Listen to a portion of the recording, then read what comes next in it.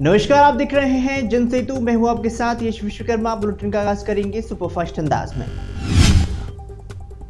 Corona ने बढ़ाई tension. चीन समेत 6 देशों में आने वाले यात्रियों के लिए आरटी-पीसीआर टेस्ट होगा अनिवार्य। 1 जनवरी 2023 में चीन, हांगकांग, जापान, दक्षिण कोरिया, सिंगापुर और थाईलैंड से आने वाले यात्रियों के लिए आरटी-पीसीआर टेस्ट अनिवार्य होगा। जल्दी हाफ पैंट काली टोपी में दिखेंगे एकनाथ शिंदे। केबी हेडवेयर को श्रद्धांजलि देने पर संजय राउत का तंज।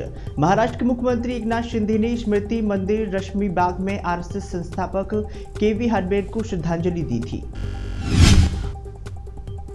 गर्लफ्रेंड के सामने डांटने पर गुस्से में आया युवक। महिला डॉक्टर पर कैंची से किया जानलेवा हमला। महाराष्ट्र के नासिक में एक बार्ड बॉय ने गर्लफ्रेंड के सामने डांट पड़ने की वजह से महिला डॉक्टर पर हमला कर दिया है और पुलिस ने आरोपी को गिरफ्तार कर लिया है। इलेक्शन कमीशन की टीम करेगी त्रिपुरा का दौरा। चुनाव की तैयारियों की लेगा जायजा।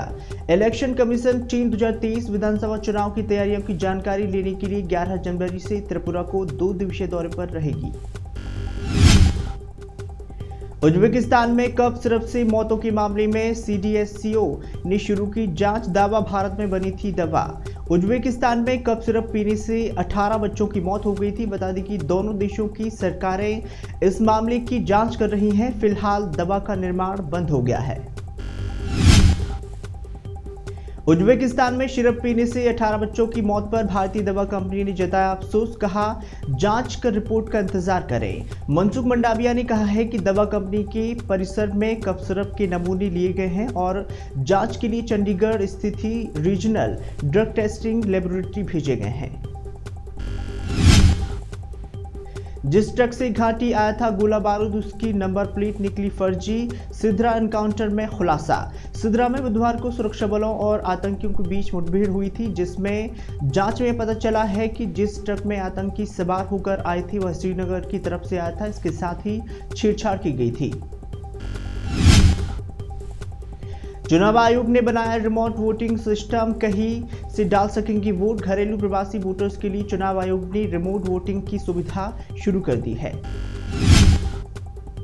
डीटीपी के कार्यक्रम में मची भगदड़ में मरने वालों की संख्या 8। पीएम मोदी ने जताया दुख, मदद का ऐलान किया। बुधवार को चंद्रबाबू नायडू का एक रोड शो था, जिस रोड शो में शामिल होने के लिए हजारों की संख्या में लोग जमा हुए थे और कुछ लोगों में धक्का मुक्की हुई और भागने से मौत हो गई है। बोधगया के दौरे के बीच ही दलाई लामा की जासूसी। पुलिस ने चीन की संदिग्ध महिला को स्केच किया जारी। बताया जा रहा है कि संदिग्ध महिला बौद्ध भिक्षु का रूप धारण करके बोधगया पहुंची थी और स्केच जारी होने के बाद ही पुलिस काफी अलर्ट मोड पर है।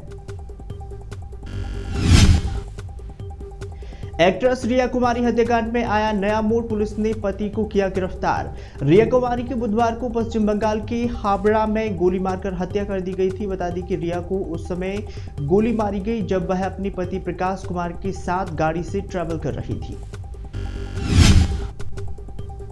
भारत में कोरोना के लिए खतरे की घंटी। पिछले 24 घंटे में 268 नए मामले आए सामने। देश में 3552 एक्टिव केस। कोरोना के लड़ने के लिए केंद्र और राज्य सरकार की सरकारें पूरी तरीके से तैयार हैं और लगातार विदेश से आने वाले यात्रियों का रैंडम कोरोना टेस्ट किया जा रहा है। रेलवे हादसे में चंद्रबाबू नायडू ने किया मुआवजे का ऐलान। मृतक के परिजनों को 10-10 लाख रुपए की राशि दी जाएगी। गुरु गोविंद सिंह की जयंती पर स्वर्ण मंदिर पहुंचे श्रद्धालु। प्रधानमंत्री मोदी ने दी श्रद्धांजलि। गुरु गोविंद सिंह सिख गुरु के 10वें गुरु हैं और प्रधानमंत्री मोदी ने उन्हें श्रद्धांजलि अर्पित की है। मुंबई पुलिस ने रोकी बाइक पर हुई हैरानी। लाल रंग के बैग से निकली नोटों की गड्डियां। मुंबई क्राइम ब्रांच ने 80 लाख की कीमत में 500 रुपए के 160 बंडल बरामद किए हैं, तो वहीं पुलिस ने इस सिलसिले में एक को गिरफ्तार कर लिया है। मध्य प्रदेश में कोरोना के 7 नए केस आए हैं। कोविड टेस्ट को लेकर कांग्रेस एमएलए ने सवाल उठाए हैं। उन्होंने कहा है कि मध्य प्रदेश में कोरोना वैक्सीनेशन की रफ्तार बहुत धीमी है। पिछले 24 घंटे में 13 जिलों में 10 से कम लोगों में कोरोना की वैक्सीन लगाई गई है, तो वहीं 21 से अधिक ऐसे जिले हैं जहां पर वैक्सीनेशन शून्य है। गृह विभाग की खुफिया रिपोर्ट के बाद ही एमपी में खुलासा, एनआईए का पहला थाना भोपाल से पूरे देश में रखी जाएगी नजर। रिपोर्ट के अनुसार ही असामाजिक तत्व 1 जनवरी से 31 मार्च तक प्रदेश में अशांति फैला सकते हैं, इसलिए गृह विभाग ने एमपी के कलेक्ट्रेट और एमपी को आदेश जारी कर दिया है और सतर्कता बरतने की अपील की है।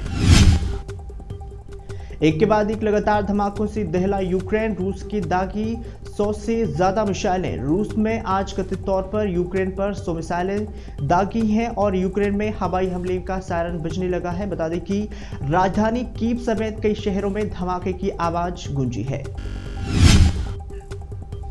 डेली अपडेट में बस इतना ही। ताजा तरीन खबरों के लिए देखते रहिए जनसेतु, जन से सरोकार।